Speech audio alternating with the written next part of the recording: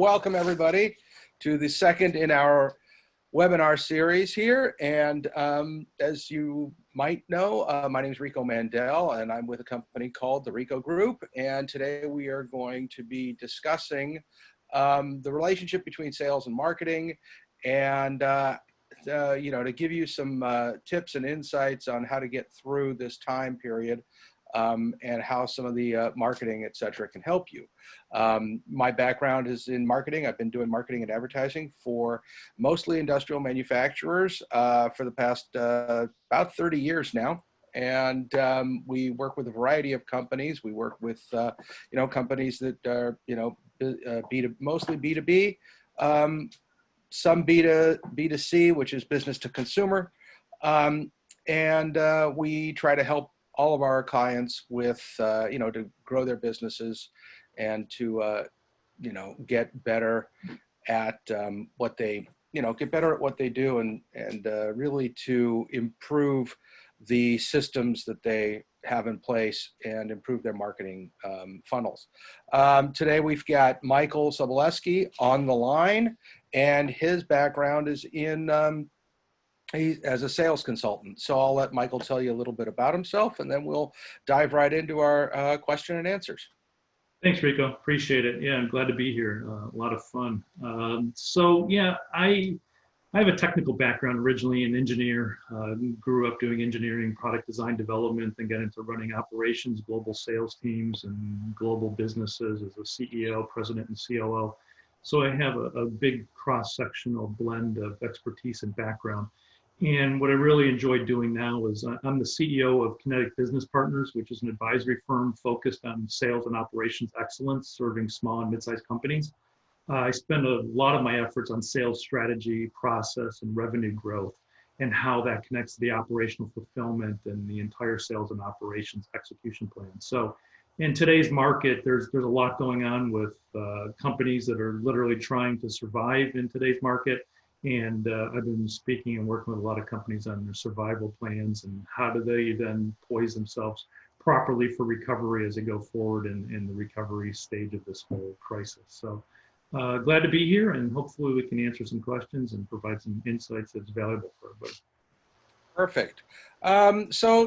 Let's dive in. One of the things that I wanted to start out with, because I find that a lot of companies really don't quite, or at least a lot of the companies that I work, they don't really quite understand the relationship between marketing and sales and how the two are different. Yeah. Everybody thinks that, sales is marketing and marketing is sales. No. These are two completely different things that when used properly and in tandem, boy, are they powerful. So, what are some of the things that you're finding? No, that's absolutely true. And it's funny, you being a marketer and me being a sales focused person, it's that explanation is always needed, it seems like, in companies. I mean, I really look at what you do in the marketing side. It's a process of getting people interested in the products or the services that are being sold and all the efforts associated with that, whether it's the internet marketing, social media, the digital print advertising, lead generation, all those efforts that you can speak to a lot better than I do, because I'm not a marketer. I'm not going to pretend to be a marketer. I engage with people such as yourself all the time, associated with the proper marketing strategies associated with things. And sales is where that marketing becomes realization and the activities that lead to the selling of that goods or services, that whole process that takes you from the benefits that marketing is doing for your business and turns it into hard dollars in terms of realized sales. So that's the difference, and they are very different, but they have to work collaboratively together because you need both of them in a synergistic way to really grow your business. That's my perception. I mean, one of the things that I kind of always like to the way I've always looked at marketing is that's really the first step for any manufacturer. Marketing is the very first step in the entire production process, because basically I see marketing, and then what marketing is doing turns over to sales, and what sales is doing turns into orders, and then those orders become the production on the floor, and then, ultimate delivery, and then the circle continues. Absolutely.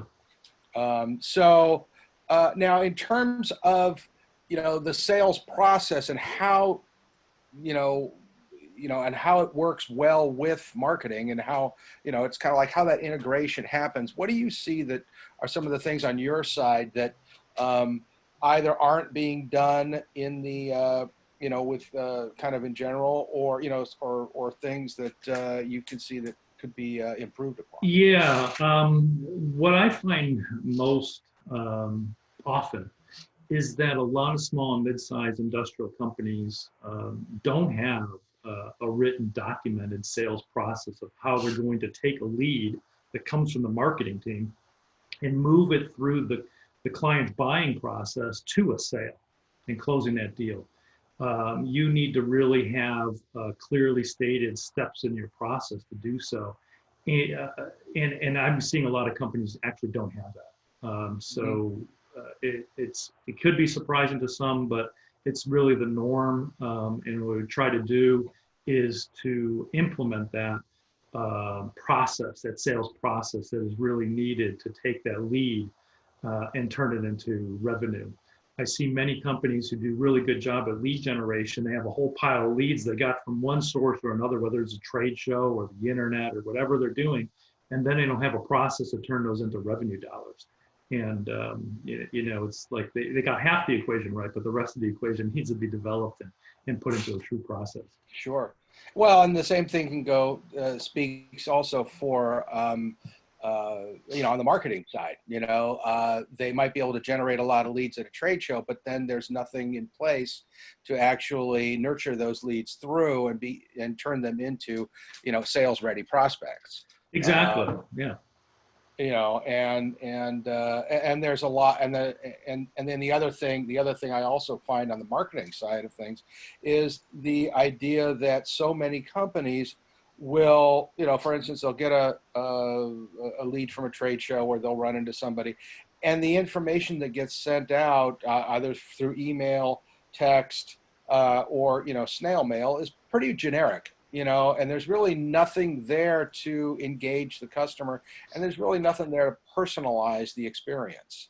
So I know I was having a marketing discussion actually about an hour ago with somebody else, and one of the things that we were talking about was the real need to really get specific in your marketing, much more so than pretty much than ever before, in terms of the idea of, say, a generic email message going out doesn't work so much. You really need to personalize each piece that's going out there. And I'm sure just the same thing on the sales side. You really need to get that personal connection with your prospect. Right. Exactly. Absolutely true. Now walk us through some of the things that you would consider, some of the different components of when you're talking about an overall sales process. What would some of those components be? Yeah, so you talked about when the lead generation and getting a lead, and how do you take that lead to a prospect? And then each step of the sales process, from when you have a true prospect, needs to be clearly stated and understood by everybody in the organization. What's the definition of a prospect? What do we consider a prospect? And then how do we move that through the selling process to become a customer or a client, whatever terminology you may use?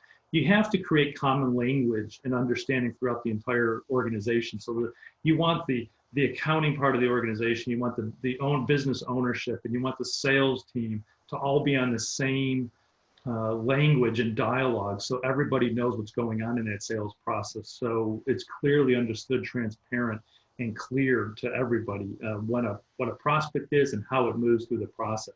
You have to define checkpoints through each part of the sales process, so everybody knows what does that mean and where are they in the sales process. And when checkpoints could be, and everything's a little different, so I'll just use general terms. As you may get a request for bid, or request for quote, or request for proposals, and develop. That might be the first step in your process. And then how do you generate? You have to generate that proposal or that bid or whatever you're doing. That's the next step in the process. Then there's follow up. And somewhere along the line, depending on it, there might be an audit. In manufacturing companies, a lot of times there's an audit that goes on. or you have to answer quality questions, or, surveys, or there could be plant visits, and we'll get into that later. All these are steps that you go through to get to that end sales process, sales realization and part of the process.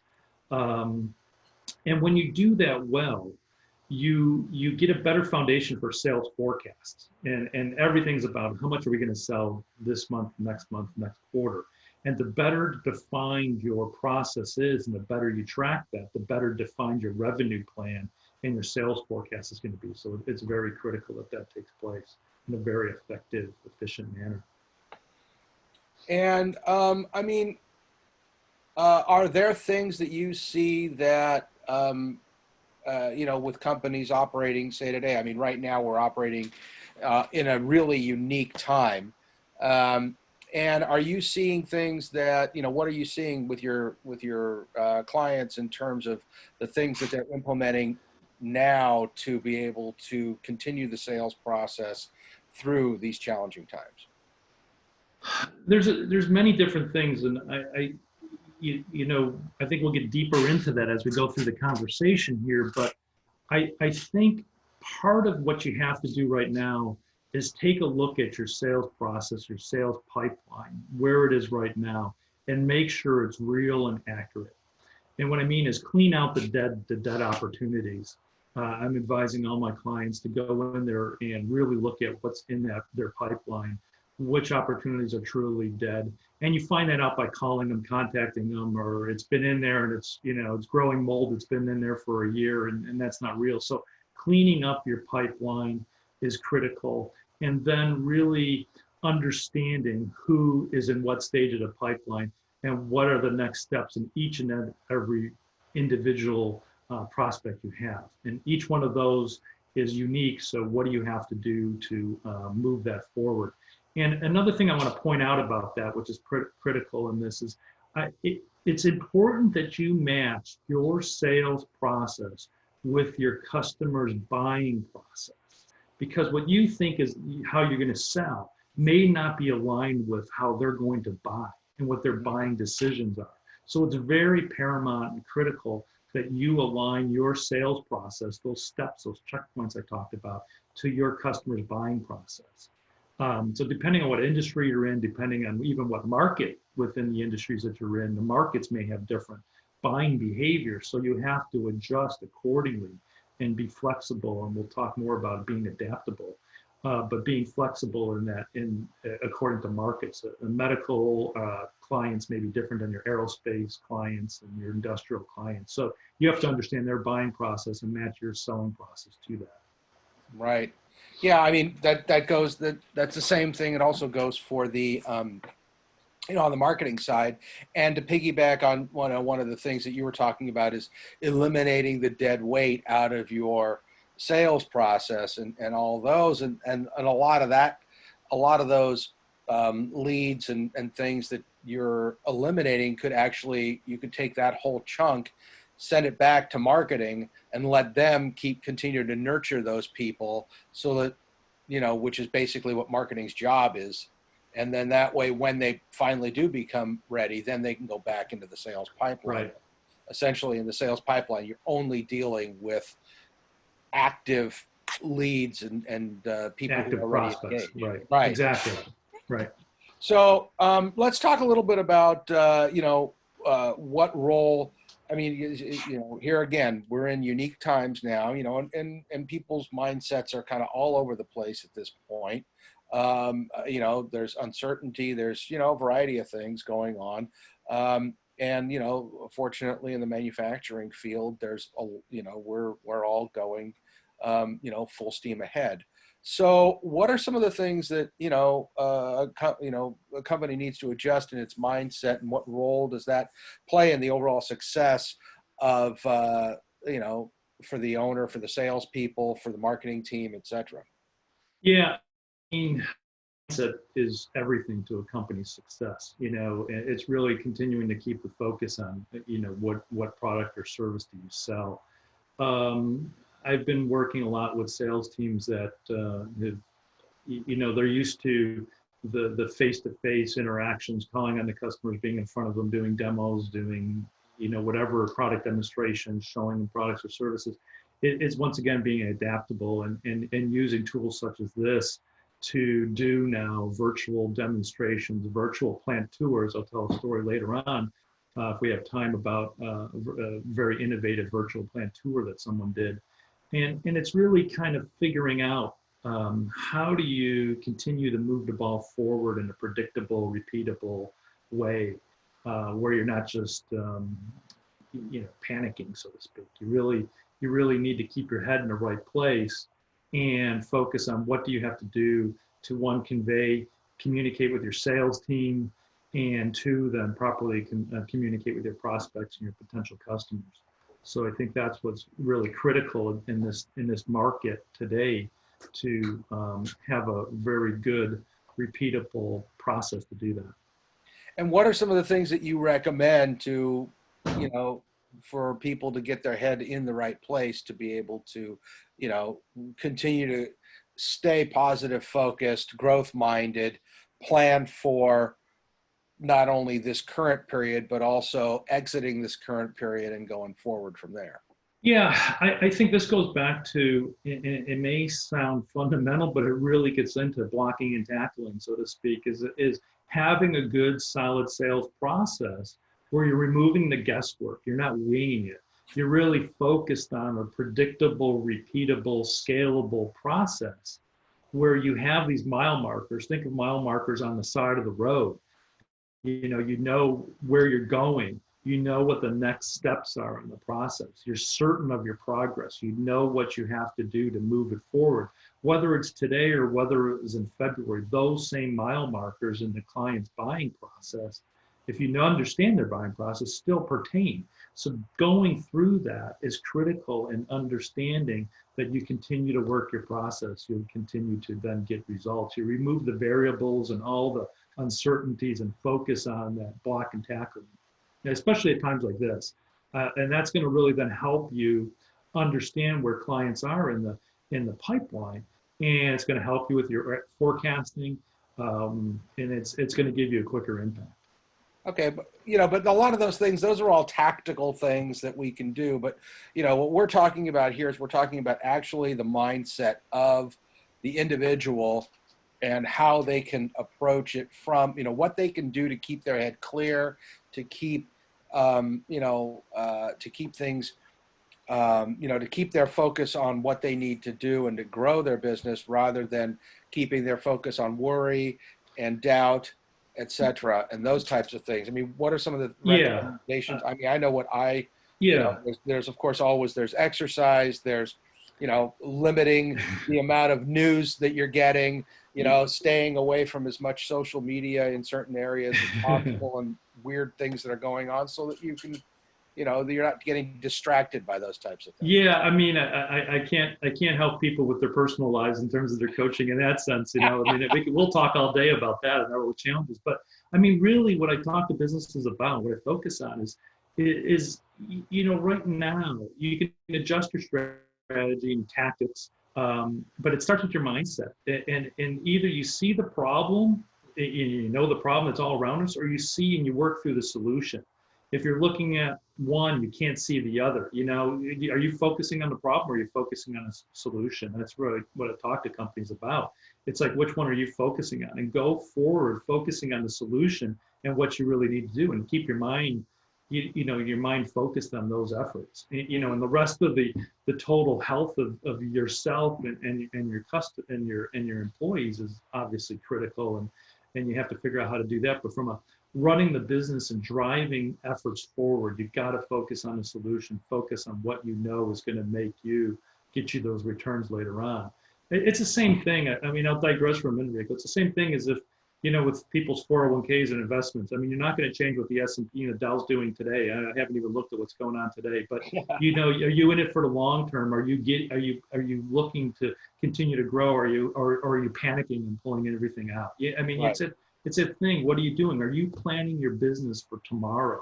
Are you doing what you have to do today to do the right things? But then are you building your business for tomorrow? And that's what we're really talking about, is that focus of building and growing for today's setting that framework and growing for tomorrow. Right.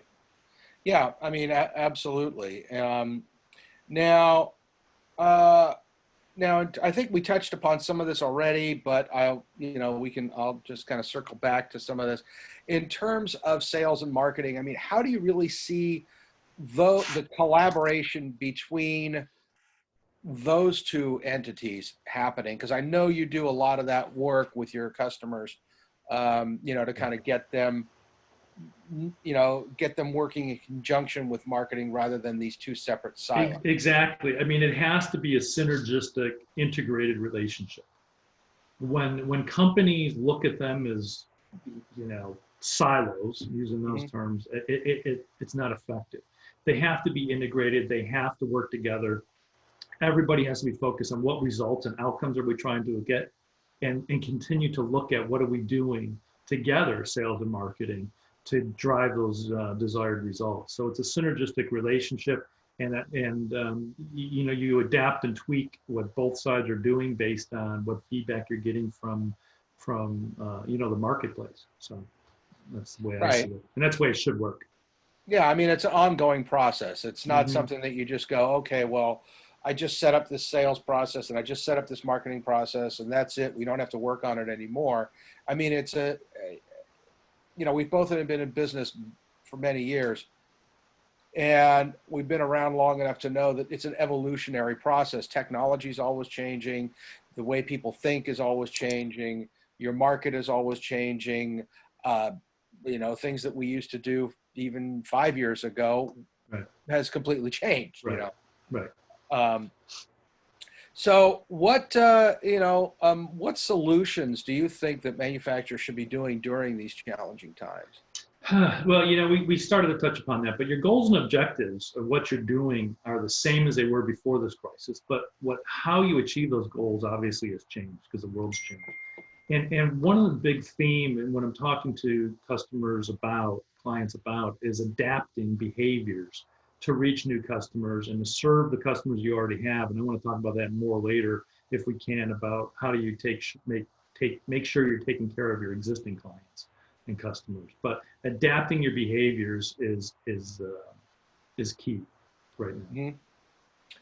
And and right now, what are some of the opportunities that you're seeing that companies are kind of missing out on or may not have even considered? Yeah, and I'll give you a perfect example, and I'm not sure for the audience if this rings true to them, but for industrial manufacturers, I'm seeing opportunities where they may not have thought they were. I'll give you an example. Last week, I think Wednesday was April 1st. April 1st, Mexico shut down a great deal of their manufacturing base because they were deemed non-essential. The definition of non-essential in Mexico is very different than the definition of non-essential or essential here. So a number of customers or a number of companies got shut down. So now the supply base, there's a huge opportunity. I was helping one client who does cable wiring and harness assemblies. And they were calling, because there's another thing I have them do, is call your existing clients, understand what their pains are, what's going on. They happened to call on April 1st. Their customer was panicking because their Mexico supplier just got shut down with no notice on April 1st. They thought it was a joke. It wasn't. And they have no supply coming in for the whole month of April of the wiring cable harness assembly. So for my client, it was a perfect opportunity to go after and get that business that they weren't doing before with that specific customer.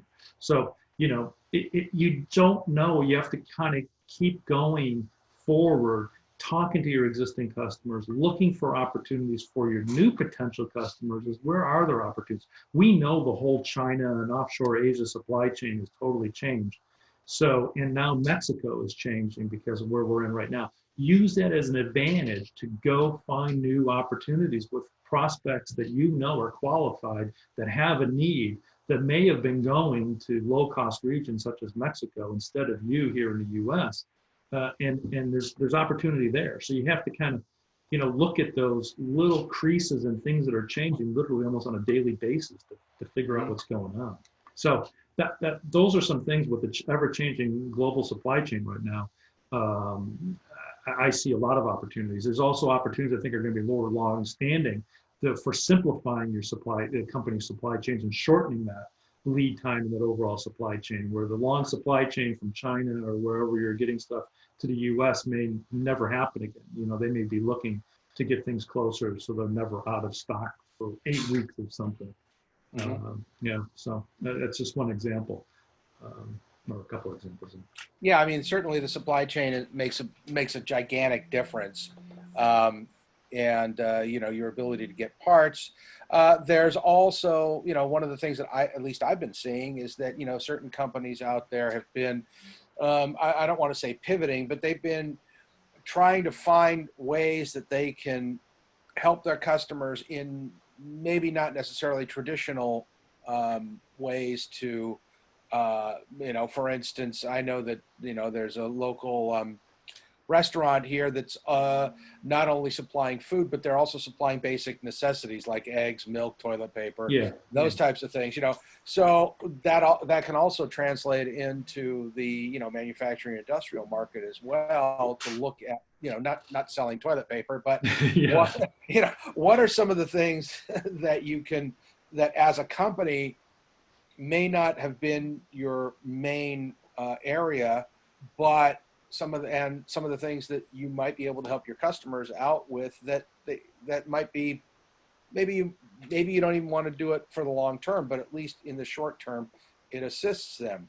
And you know, and these are things that you know, perhaps it's you know, supplying perhaps raw material, perhaps it's supplying certain other items like you had mentioned, where they're not able to get some of these products from overseas now, and the lead time, of course, is way too long, or things are just getting shut down left and right overseas. Then, you know, we can perhaps provide other services, or even just secondary services, you know, such as, you know, for instance, if you're a, you know, metal fabrication company, great, go and send you know, okay, fine, we'll do your plating for you as well. Right. And, you know, you can complementary services, take those kinds of things. Yeah.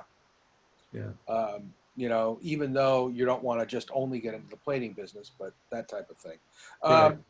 And you know, what kind of adjustments in strategy and tactics do you think the businesses should be focusing on during this time period?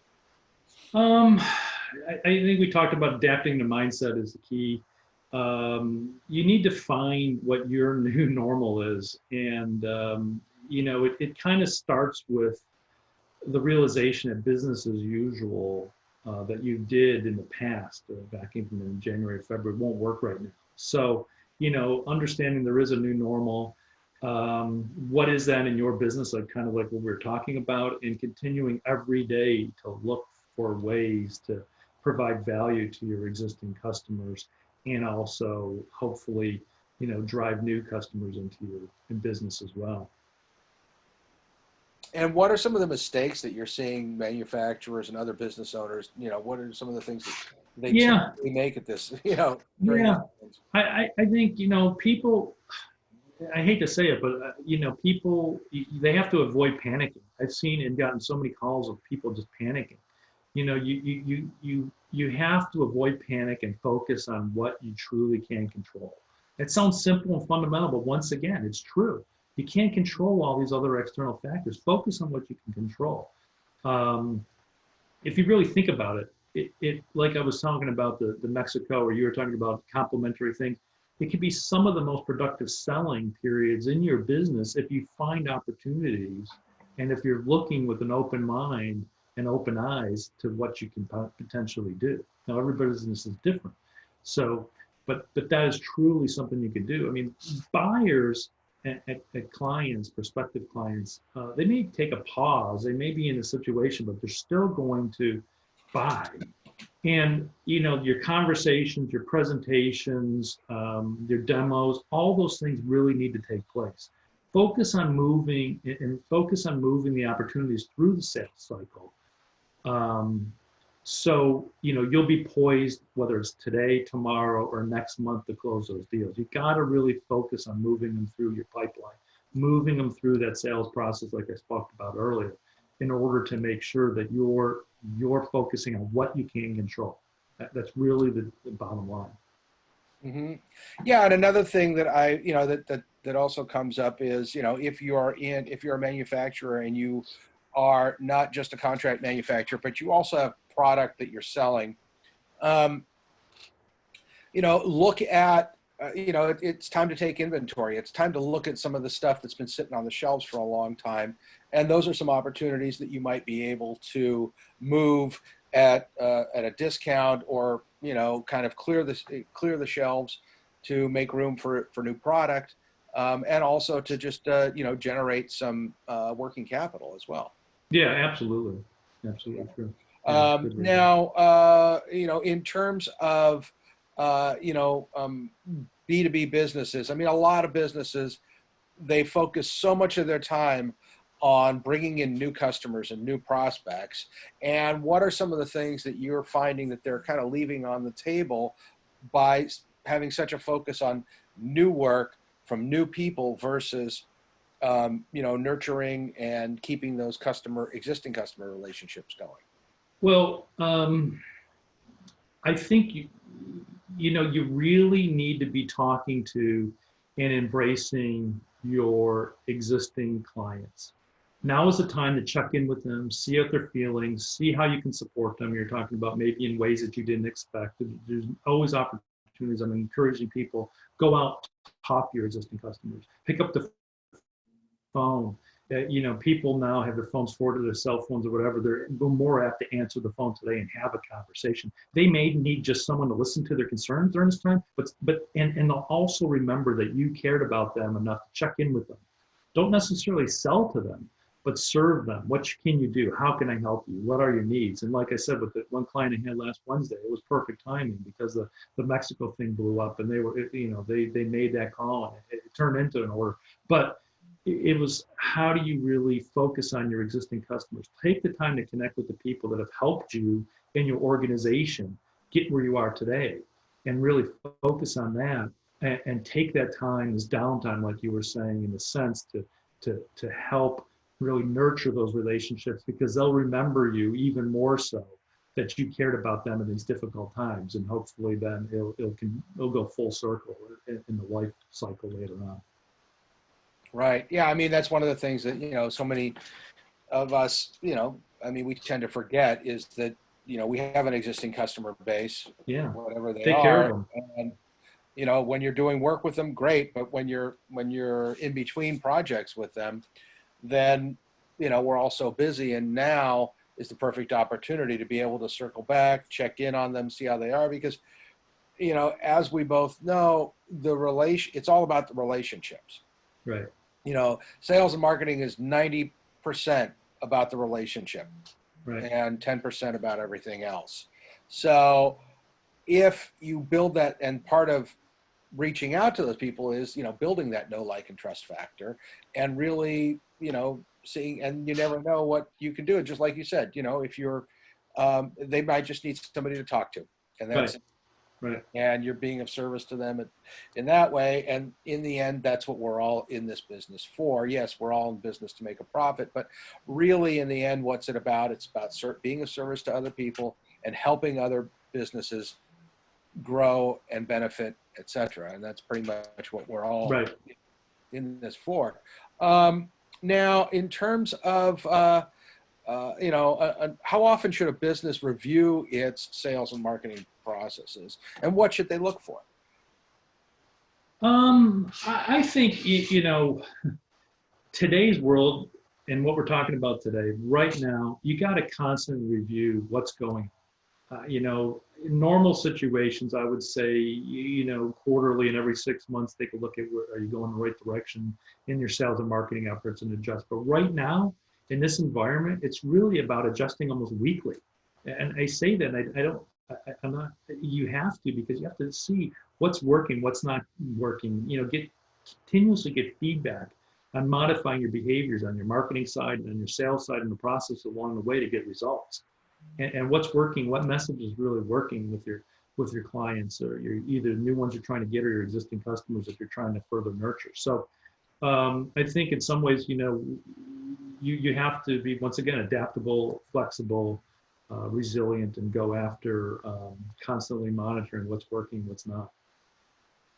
Now, kind of to kind of bring this to a little bit more of a conclusion, what types of, let's talk a little bit about technology, Yeah. and what types of technology are, well, it's kind of a two-part question. One is what's out there, but the other thing is, what are some of the essential things that you find, in terms of technology that are really needed to, be able to execute your sales processes properly? Yeah. So there's a number of things, and as a general topic, obviously, tools like Zoom and GoToMeeting and WebEx and all those are critical for face-to-face conversations.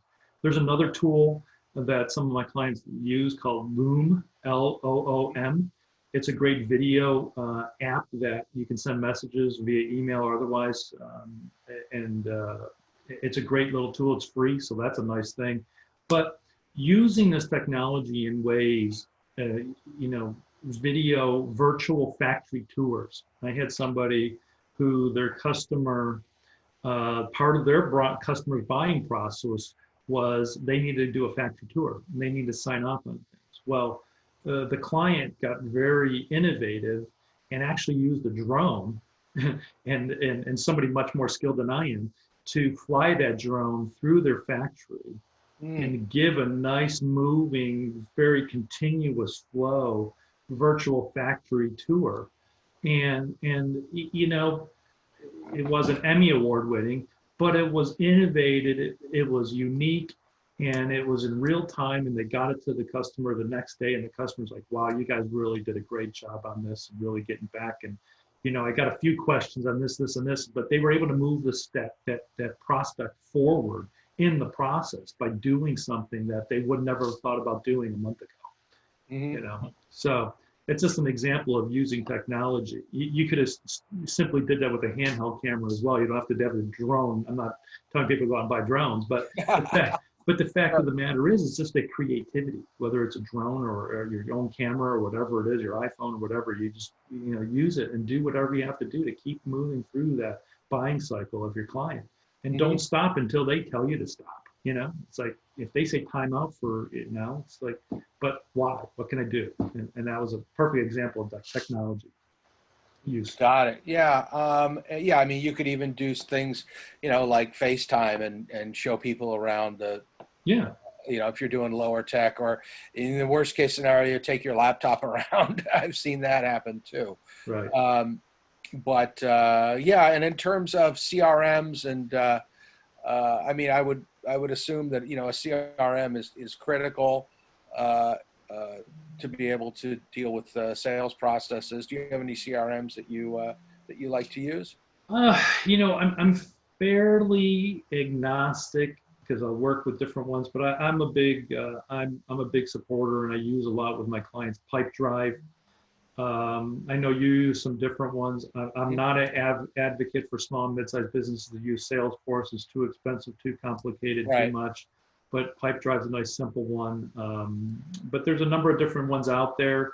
But I think the most important thing for a company who's really focused on doing their process properly and tracking that process effectively, that whole pipeline, is to use a CRM to help you manage your leads, your prospects, your pipeline, and that whole process through to a sale and revenue generation. So, we could talk further about that, but I think it's really a matter of kind of doing some exploration, see what best fits your business and what's the right tool for Yeah. you. I mean, there's a lot of CRMs out there, and you got to kind of find the right one that's going to not only fit your business, but also that's going to work with your, that's going to work with your process. Right, exactly.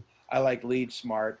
And then, of course, there's the email components, which, MailChimp and some of these other, Constant Contact. Those guys have now even incorporated some marketing automation stuff with them, as well as also the ability to build landing pages and that kind of stuff. So, there's definitely a lot of tools out there that people can use at their disposal. Absolutely. Let's see. I'm right now at this point. I don't know. Are there any other things that we kind of touched upon that you wanted to get into a little more detail? No, I think we covered a lot of ground. I want to just share that story with you about the virtual plant factory tour. I thought that was very unique, and I think that was a good outside the box thinking for the company. Hmm. You did a great job with it. So, but and the point there is really being adaptable, resilient, agile, and figuring out what do you really need to do to keep moving your clients through that Right. buying process. So, I that was one thing I found pretty exciting.